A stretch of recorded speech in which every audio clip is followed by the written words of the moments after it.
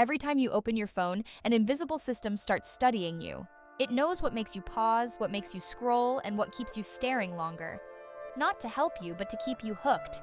In the early days of social media, your feed was simple. Posts appeared chronologically. It was human, organic, and random. Then platforms realized your attention was more valuable than anything.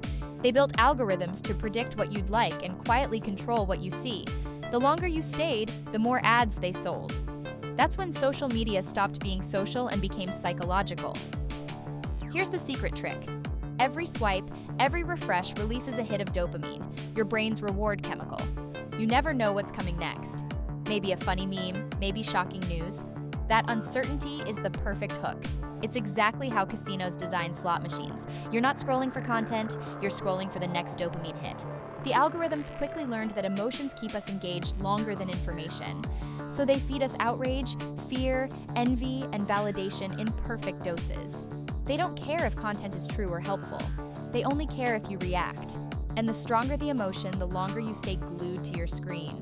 Somewhere along the way, we became the product. Our clicks, our time, our attention, all harvested and sold to advertisers bidding for our eyes. The feeds that promised connection began dividing us, making outrage the easiest way to keep us online. Anxiety, distraction, comparison, these aren't accidents. They're business models carefully engineered to maximize profit. But here's where it gets interesting. Algorithms feed on predictability. The less predictable you are, the less control they have over you. When you pause instead of scrolling, when you skip a notification, when you step outside, you break the pattern. You remind the machine that you are not the product. These small disruptions weaken the algorithm's grip on your mind. Social media didn't steal our attention. We gave it away, one tap at a time. The question now is simple.